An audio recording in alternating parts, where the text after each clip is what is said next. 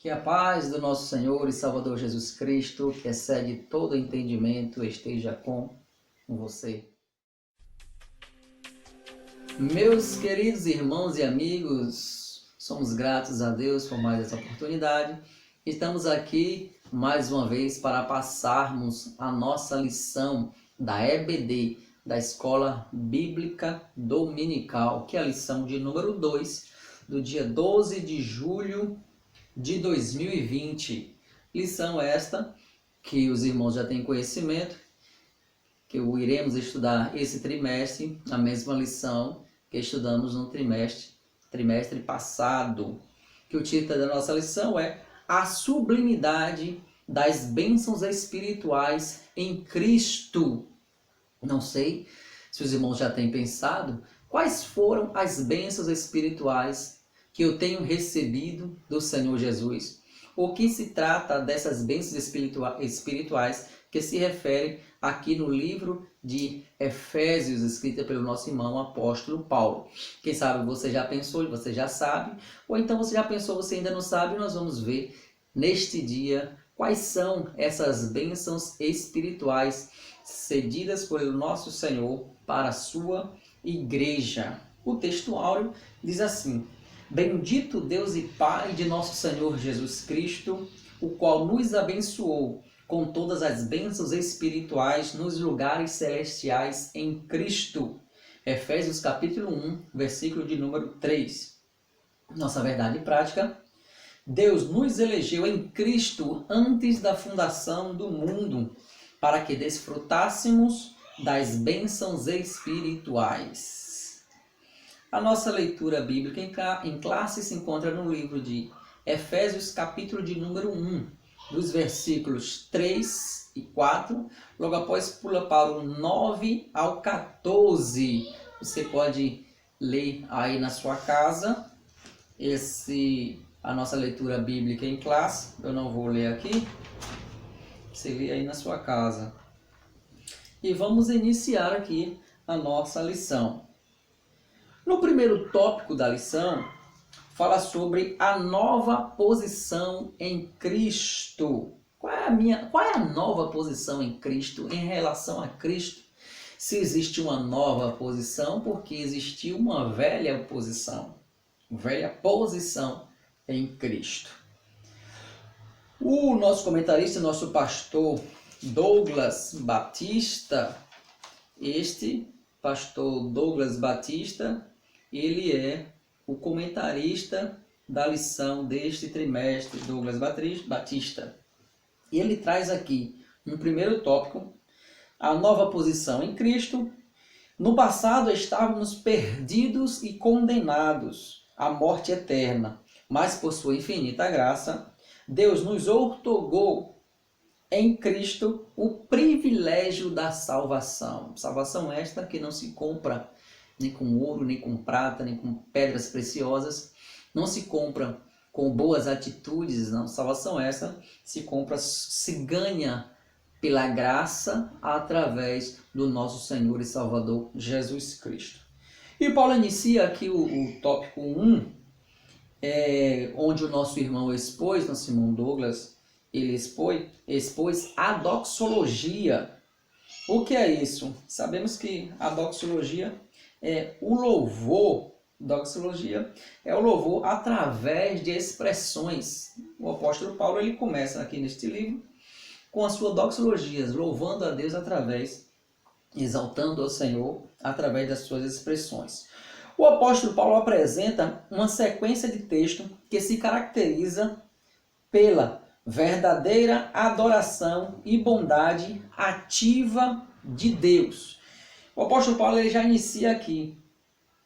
Ele começa com a frase: Bendito o Deus e Pai de nosso Senhor Jesus Cristo. Então, esta é a doxologia que Paulo inicia já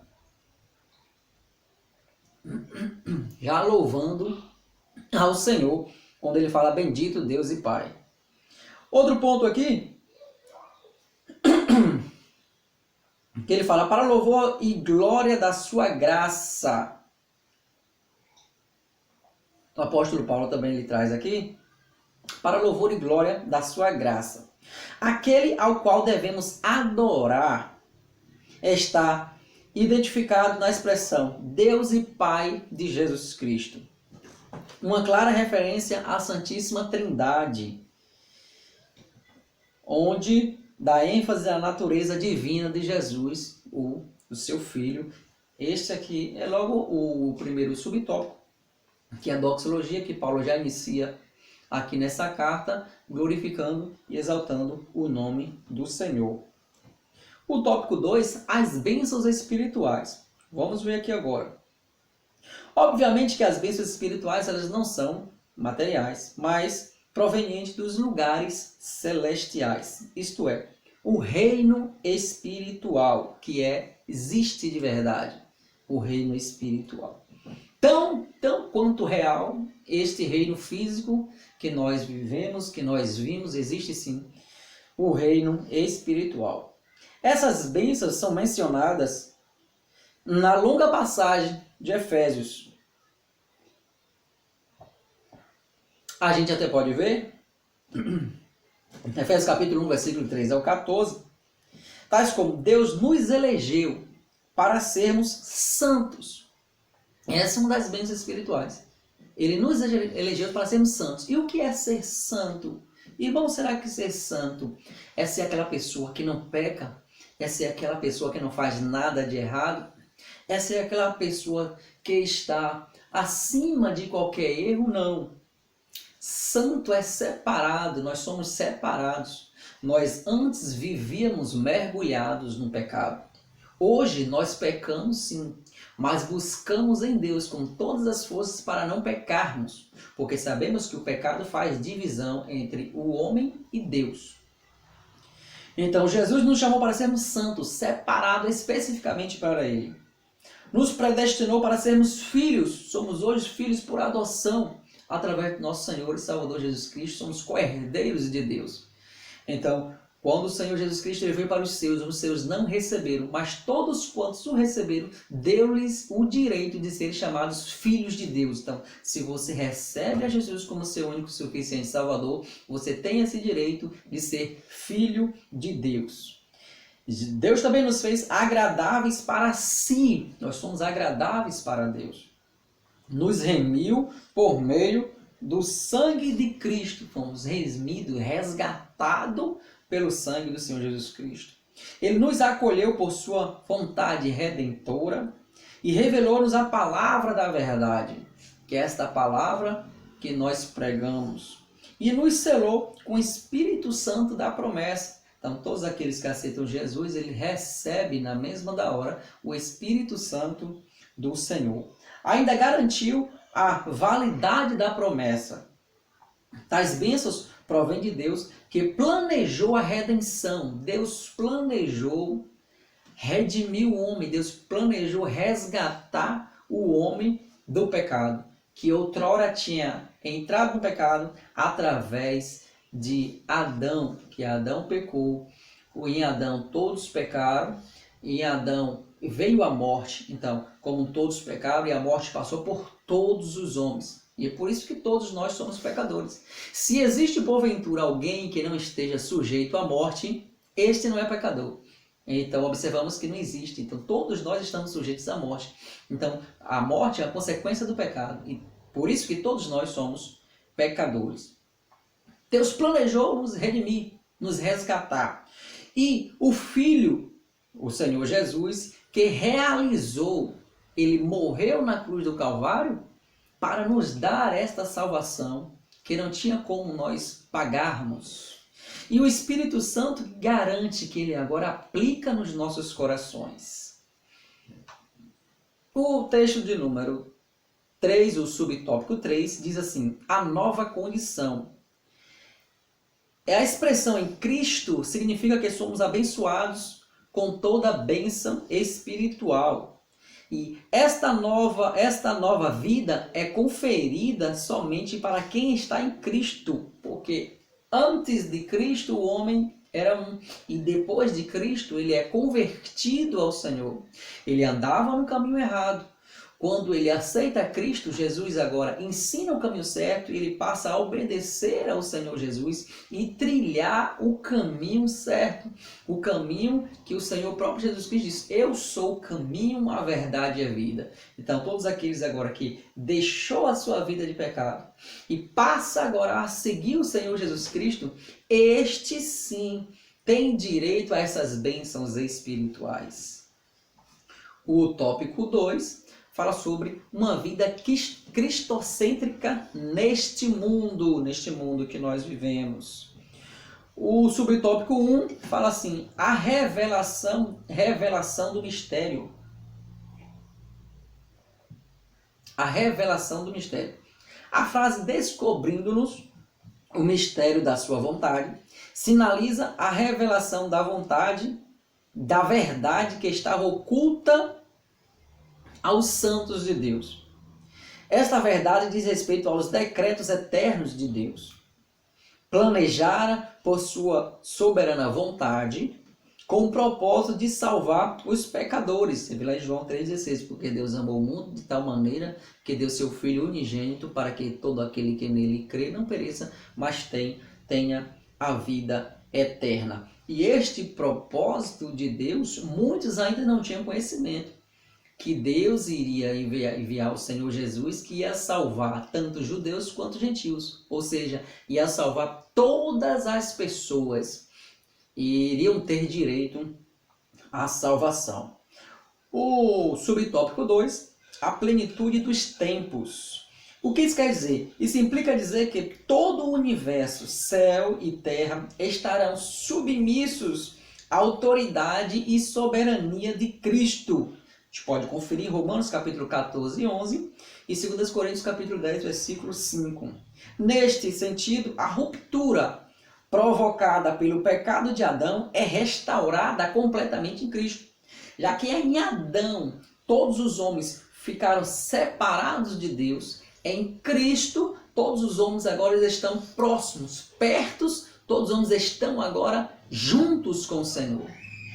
Aquele que Adão nos separou, mas Cristo nos uniu. Cristo agora é o elo de ligação entre o homem e Deus. Por isso, não há outro caminho que se chegue a Deus, a não ser pelo nosso Senhor e Salvador Jesus Cristo.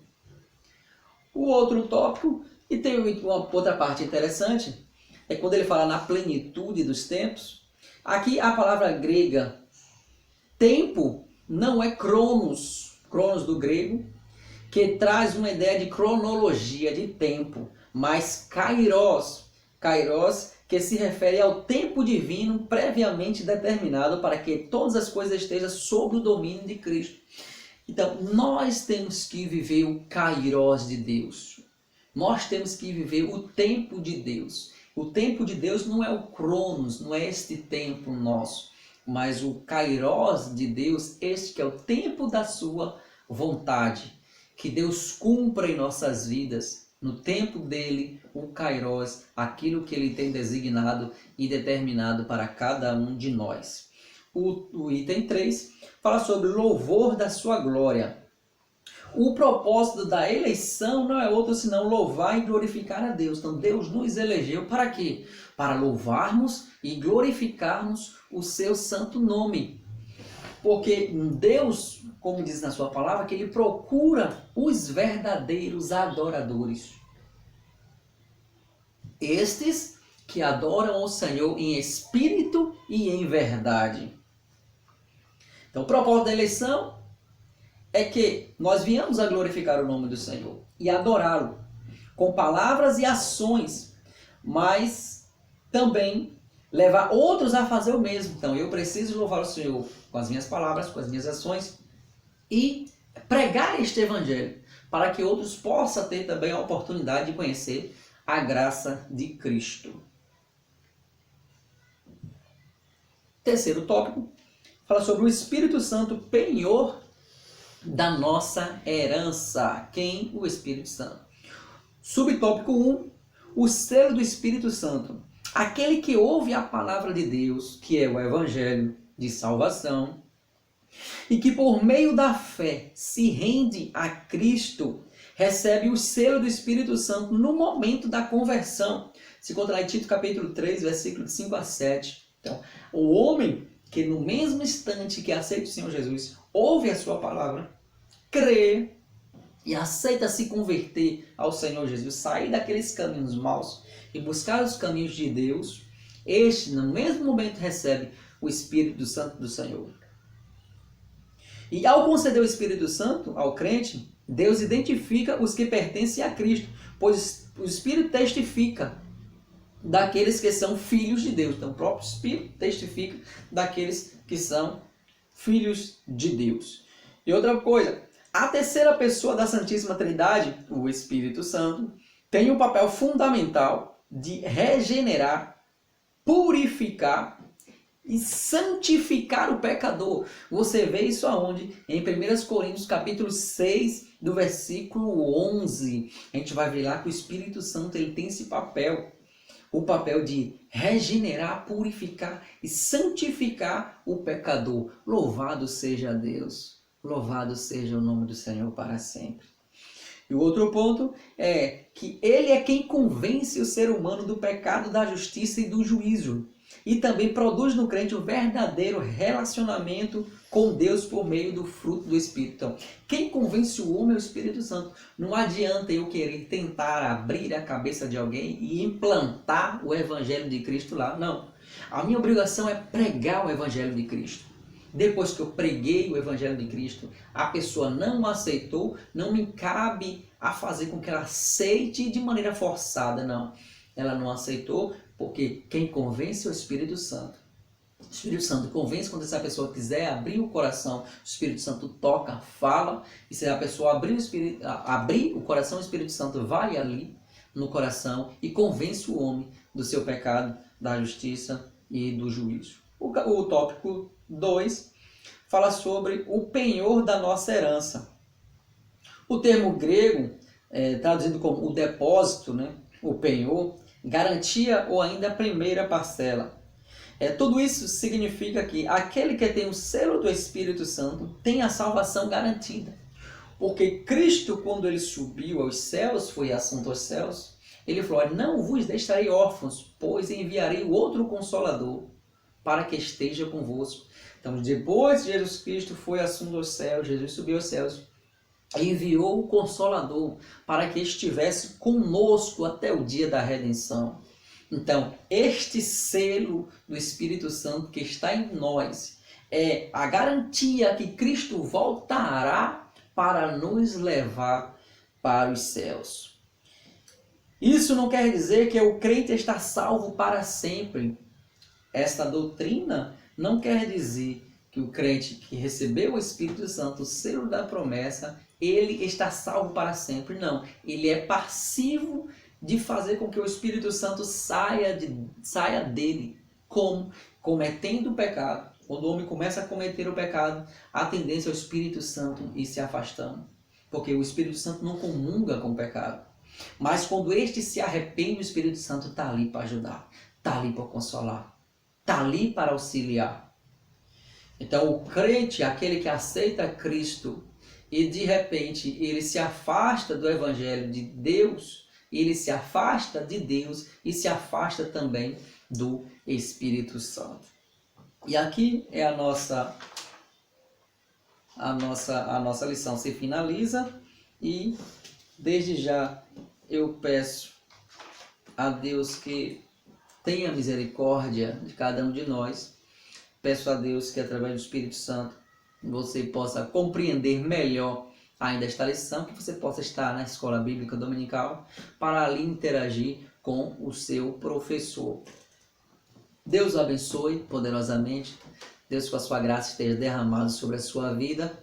Que você possa compartilhar esse vídeo. Se você puder, dar lá um gostei, lá faz um comentário. E assim, Deus permitindo, estaremos conosco nas próximas lições. Não esqueça do nosso canal no YouTube, Vem para Cristo. Talvez você entre lá no YouTube, Vem para Cristo, você não vai ver o meu canal. É interessante também que se você veja Vem para Cristo e tem a exclamação do lado, Vem para Cristo com a exclamação. Que você possa ir lá, se inscreva. Para se inscrever você não precisa botar identidade nem CPF, não. Escrever, só apertar lá naquele nomezinho inscreva-se, vermelho, e você estará nos ajudando até a propagar o Evangelho de nosso Senhor e Salvador Jesus Cristo. Amém? Que Deus continue nos abençoando, Deus abençoe a sua vida, vá para a escola dominical, interaja com o seu professor, para a glória do nome de Deus. A paz do Senhor Jesus Cristo para todos.